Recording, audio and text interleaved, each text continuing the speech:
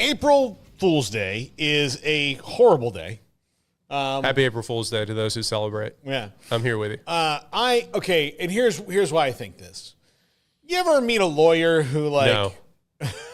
Yes, I've met a few. who like if you ask them a question that sounds like you came out of Law and Order, they'll have to like tell you like, look, what you see on Law and Order is not really a thing, or like going to a doctor and being like, hey, I was watching Grey's Anatomy, and they're like, okay, Right. I appreciate your asking. I was on the question. WebMD. Yeah, exactly. So I am a comedian. That's something I take very seriously. I love it. It is most of my personality. I think most comedians feel this way. April Fool's Day is the day where non-comedians, of which there are way more than actual comedians, like it's, most people are not comedians. I know you have this look on your face like you're like, wow, yeah, yes, duh. So it's the day for non-comedians to try to like pull jokes to feel like, to give themselves some sort of joy. And look, I'm all out there for all of this, but it's gone too far. Like it's and here's the thing, in the sports world, in the social media sports world, it really annoys me because everybody tries to do something. Like Tiger Woods did one today, like, oh, I'm going to play in the Masters. Didn't he rupture his Achilles? Yeah, that's why. Like, I was in the hyperbaric chamber, and it's all better now, Got like, the LeBron steroids. Yeah. Yeah. So I absolutely hate it. Like, I just can't stand it. I can't stand the lame jokes. I can't stand, like, a friend of mine just sent me the Arizona State field that we're going to talk about. And he's like, and look, here's the thing. I don't think it would be a terrible. It would be awesome. It would be awesome. They can't do it because it's in Arizona, and playing in September on that field will melt all the players. What am I missing? Oh, they put out a tweet of they were going to do an all maroon field with like yellow. Like the blue turf or whatever, red turf at Eastern Washington, the blue turf at Boise. Everyone died. Yeah, here's the thing. Like in Eastern Washington, you can do that because you have no weather consequences to it. Yeah. A dark turf, it's already hot when it's green there. If you did maroon turf in Arizona. Coach, my shoes are Milton. In September, you'd be like, well, Arizona State lost today. 3-0 after Sam Levitt melted midfield. And tragedy struck in Tucson. Tempe, sorry. Yeah. Tragedy struck in Tempe today as 18 coaches and 27 players spontaneously combusted. Spontaneously erupted from a 180-degree field. Yeah. Said Arizona State, we did not think this out all the way. Ooh. Whoops. Yeah. That guy from the meteorology department really was. He was on top of it. I didn't know. On top of it. We kind of Dennis Quaided in Day After Tomorrow him. Yeah. Sorry, didn't mean to do that to you, buddy. Got to evacuate everyone south of this line. Yeah, you're right. You're good. So, Paul, what you're telling me is you hate whimsy and fun. No, you hate whimsy. Yeah, you know what? I've never been one that's whimsical. Okay. Well, okay, here's the thing. When I think about things that like are often full of whimsy that I enjoy, like I enjoy a good Broadway show, but the Broadway shows I like are mostly the ones that are kind of dark. So there's not a lot of whimsy in them. Big death of a salesman guy. Yes. Yeah. No. Lily Loman was a hero. The band's Visit is a Tony Award-winning show that I went to see, and it has a wee bit of whimsy, a tiny bit of whimsy, but it's mostly about like Israel and Egypt and like conflicts and people learning about each other that like wouldn't talk to each other otherwise. It's a really beautiful story, and it's short. If you're going to go and see one on Broadway, and you're like, well, I don't want to be in here for 3 hours. Band's Visit. That's the one. Short. Not really a Seussical guy. Yeah. So, like, I would go see it. I'm sure after I saw it, I would be filled with whimsy. Mm-hmm. Lion King, I would love to. Like, I would love to go see those things because seeing it, a lot of people don't like musical theater because the only thing they've seen is the high school production of said play. Sound of Music, right? Yeah. And they're like, well, that's dumb. You know, and I had to watch all the people around that were in the play, like walk around the hall, like, you know, practicing, and like they dance up to each other. And if you're not into that, you're just annoyed. Like, you know, the theater kids like dance. Like I was in the play, I was in the Fiddler on the Roof in high school. Like the theater kids, there's like theater kids who do multiple things, and there's theater kids who that's just their thing. And the theater kids who that's just their thing, you know, as opposed to now we're all gonna break out into song. They like in the cafeteria. They like dance up to each other when they see each other, or like they do like a little twirls and stuff. And you're like, you know, like I am enjoying the play. Like there's hot girls here, but I'm not dancing up to you, you know. So you get that, but if you see it, it's like the first, if I was taking you to a baseball game and you're like, I don't know if I like baseball. I'm like, no, you're going to love this. And I took you to like 6-year-old coach pitch. You'd be like, yeah, I don't know if I like it. Instead of like taking you to like a major league game. These kids don't even know what base to run to. Yeah, exactly. So when did the hatred of pranks and jokes by the plebs start to get to you? It's, you know what, like, I don't mind a good prank that's well thought out and executed well. But it's just on April Fools that you don't. But I'm trying to dig down on this. Why? On April Fools is just like it's not like. How did your father prank you? Oh, he was an everyday pranker. An absolute everyday pranker. Every single day to everyone he ever met. Protect your online privacy with Nord VPN. Browse securely, access content from anywhere, and keep your data safe with military-grade encryption. Whether at home or on the go, NordVPN ensures your digital freedom. Stay secure. Download NordVPN today at nordvpn.com. That's NORDVPN.com. Like, that's why I think I am the way that I am, which is why, like, saving it for one day and then, like, irks you. It irks, and then you got that, like, one a-hole in your office who's, like, walking around being like, hey, did you hear, like, Burt Reynolds came back from the dead? And they're like, April Fools. You're like, well, no, that's not believable anyway. And also, I think I know this, and we'll talk about it later because he gets a kick out of it. David Allen Smoke will walk in here today and will say a sports story about somebody in here that is not true because it's April Fools. And he does that kind of often. It was like, I thought it was his first thing, like when we first started working together. It was a game he liked to play to make sure I was on my P's and Q's and like doing my research and stuff like that. But it's the thing he likes to do. You've just been around this now for 15 years. Yeah, so I would say I blame him. I'll tell this to his face. I'm not talking behind his back. I mean, I'll send him this. You send him this clip if you want to. He does this. I hate it. I absolutely hate it. And he'll love that I hate it. It's not going to make him stop it. It's going to antagonize it. It's going to, well, he's going to antagonize me. It's going to empower him to want to do it more. You know, but he would come in and be like, oh, hey, did you hear about, Jameis Winston tore his ACL? I'm like, what? When we were first working together, like, you know, and I was like just on Twitter like 6 minutes ago. I didn't see this. And then I go and look and he's like, ha ha. I'm like, damn it. You know, so that's why I've become bitter and jaded. Okay. Like it's really, I will say Smokey can be funny, but it's when he's trying not to be. That's fair. He is funny when he's trying not to be funny. So I will say, I think the reason that I don't necessarily hate April Fools. In general, I think I'm just a gullible human being. I think forever I will just trust you with what you tell me.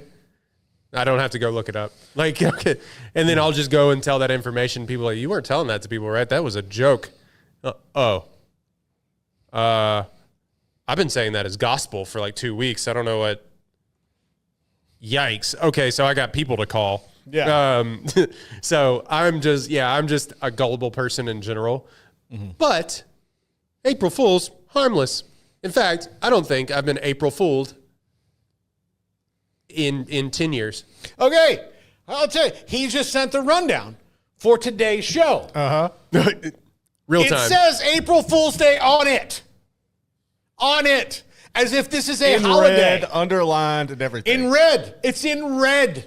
He's like a gym. He's like an office gym No, prankster. Jim is not an April Fool's Day guy. Jim does it every single day. April Fool's Day is the day he really probably shouldn't do it because it's funnier to watch Dwight be on the lookout for the April Fool's Day joke. And then nothing happens. That's the Michael funnier Scott's thing. an April Fool's Day. Michael Scott is an April Fool's Day guy. Okay. Yes. I see the distinction that you're making here. Yes. You either live this life or you don't. Okay? You don't get to just walk into a place and be a fucking dentist for a day. All right? Watch me. Lay down in that chair. I got some ideas. Hey guys, June 10th. Guess what it is? Dentist Day. Yeah. Dental fools. So move aside, Doc. I'm pulling some teeth. You ever think about you ever like have a nightmare about being like Freaky Friday? A nightmare about it? Yeah, just like No. oh no, I'm a pilot. But like body swap? Yeah. Yeah. Oh no, I'm in the middle of surgery. That's what that's related to me. That has never been done in a body swap movie where like they just if the premise of the movie was like everyone was body swapped for like 10 minutes. Yeah. And then like you have to undo it'd be dark. It'd be like a horror movie. Well, it was like, oops, I quantum leaped into the president. Like what? Yeah. Like, Yeah. Did you ever see the original Quantum Leap? no. Oh, great show. Great show. Great show. Didn't they try to remake it? They did try to remake it. And it was I didn't bother to watch it. Like, Oh, okay. Listen, no Bacula, no Catalina when it comes to that. No, Bacula. No Bacula, I'm not doing it. Not doing it. All right, Roy, we have 10 minutes left. Sure. I would be remiss if I didn't ask you about your thoughts on the Final Four. 4 number 1 seeds. Yay. Only We the really second did time it, this has guys. We did it.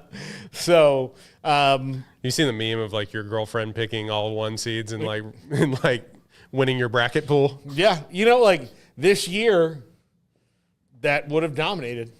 So, that's essentially what Smokey did. Exactly. But it wasn't wrong. No, it wasn't wrong. I mean, the closest that we got to being wrong was a couple times was Florida. Houston had to battle back. Obviously, they won by 2. But that's the best game of the whole tournament, by the way, Houston and Purdue. yeah, that out of bounds play that they ran for the game winning shot was unbelievable. Yeah. So we have Duke, Houston, Florida, and why am I blanking? Auburn. And everybody was right. Everybody was like, Auburn's dead coming into the tournament too. Yeah. Turns out when you have 5 25-year-olds, might be pretty good. Yeah. I don't have a thought other than the national championship is the Duke and Houston game, and I won't hear anything else. The national championship will be played between Duke and Houston, and whatever comes after that. You know is what? I fine. love the matchup because like they really do it's like they can each solve each other's biggest strengths. Yeah. At times, and it's gonna to me that's Hey, do you want to watch a ballet versus a monster truck rally? Duke and Houston. yeah. Not saying that Duke doesn't play really hard-nosed defense, but what they gave up. Oh yeah, They're known to like Alabama scored 80 points on them. yeah. Like I think without, Right? but I will say this, yes, but I do think that like with Alabama and as much as they shoot and all that, Yeah. you are going to, and they really did drill Alabama. Alabama like came back late, but and closed the gap, but that was never really a game. No. Mark Sears was awful, but yeah, I think they knew against Alabama, like, look, we're not going to be able to do all the defensive things that we do against other teams and get away with them. Mm-hmm. So we're gonna and they did. They banked on the fact that like Alabama just made 25 threes. They're not going to do that 2 games in a row. Alabama didn't score. Arizona scored 93 on them. Yeah. But they won 193 Yeah. in a college basketball game. That's wild. And Caleb Love was like, this is Man on a mission. This yeah. could be my last college game. Like they are gonna scoop me off this floor. Yeah. Like it will be like there will be just a puddle with my jersey in it. And And they'll be like, well, he gave it all he had. Look, I think Houston. I'm just going off of my knowledge of what, like, when I watched Duke. Eviscerate Baylor. The Baylor is like Houston drawn by memory, basically. Where it's like Houston isn't big. Yeah, they really aren't. I mean, they have two dudes. What's his name? Jerron Roberts, who I love. But he's also he's 6'7". Yeah, maybe. Yeah, So Duke has enough to counter what they're going to do. I'm interested to see if Houston gets a. I love what Houston does, but I will say they are very good at daring the ref to call a foul. They are in your shorts every play of the game. And it's just call it. I bet you won't. I bet you won't foul out our best player. Will Duke be hunting LJ Cryer on defense or on offense? Probably. Do they have are they going to be able to, is Houston with their lack of size going to be able to exploit anything on offense that Duke is throwing at them defensively? I don't know. Like I said, they're Baylor, but Baylor is Houston drawn by memory in that Baylor just could not get around those guys. Yeah, to get into the paint. Houston does everything that Baylor wants to do, but better. But I'm just interested to see if their size will exploit it. Florida and Auburn. The day that Florida misses a big shot will be the first day. Yeah. Oh my God, they just continue to just hit big shot after big shot, and they don't go away. Texas Tech knows that all too well. I kind of just like Florida in that game. Yeah. And isn't it crazy that we went from their coach being investigated for alleged impropriety to now they're going to just probably win the national championship? Yeah. Yeah. Yeah. Funny how that works. Well, look, I was that him? That was him. Todd Golden? Yeah. Oh, yeah. Nope, it was. And after reading it, I'm inclined to believe that two things can be true, that he can be cleared and that he also did some things, But those things are, one, investigated by a Title IX office, which has as much legal power as, the Muppet Babies pretending to be lawyers. That's pretty much that. And then, does it, what he did, does he,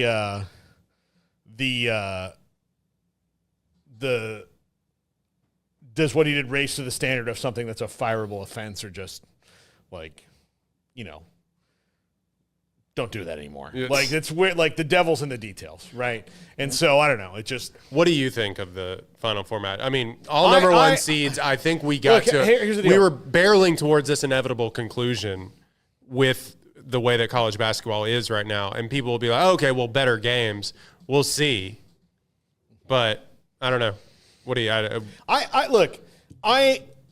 try to look at everything weekend by weekend now, and because every tournament's different. This only happened one other time before, and I think it's just going to happen all the time now.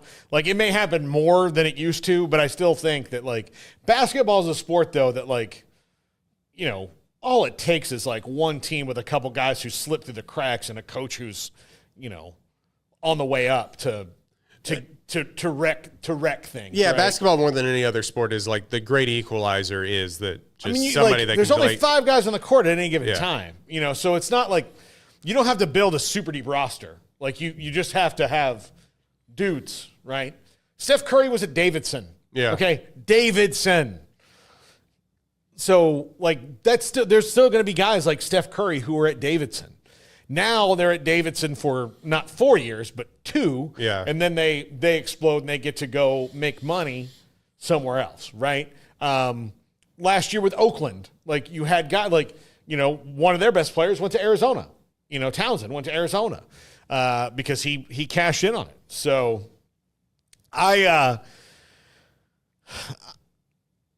You're not hand-wringing over this? I'm not hand-wringing over it. I think I'll enjoy the basketball. Like, I'll enjoy, like, we're going to have 2 games that I think should I'm be excited really for good. Duke Houston more than anything, any game. Yeah. So we should have 2 really good games. Florida and Auburn know each other, so that should be a good game. Duke and Houston, like, again, it's this really intriguing matchup. So I'm glad that we get to see it. Like, a lot of times when you get, like, sometimes you think about it, like, the only time we get matchups like this is in the preseason when we're not like the preseason in November when we're not watching. Like when there's no stakes, like to have these matchups across conferences with stakes, I like it. I do. I like it. It's fine. It's fine. It's fine. Am I more intrigued if there's a 7 seed in there or like a couple years ago when we had FAU and San Diego State and,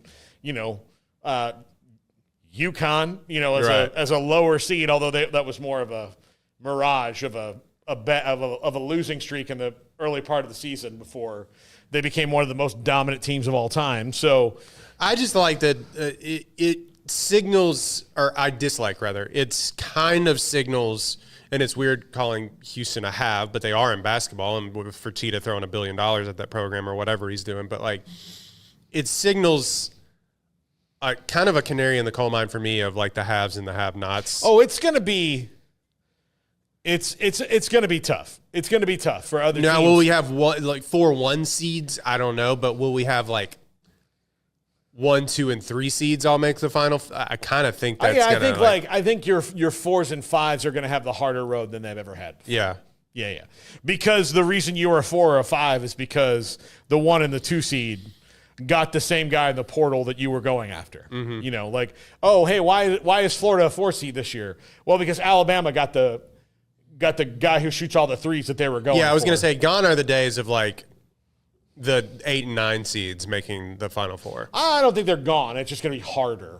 Yeah. It will. I like just have like those 8 and 9 seeds had no like they were never like Baylor was never going to beat Duke. It just wasn't there. The talent discrepancy was like wow, and you saw it all across the board. I'm not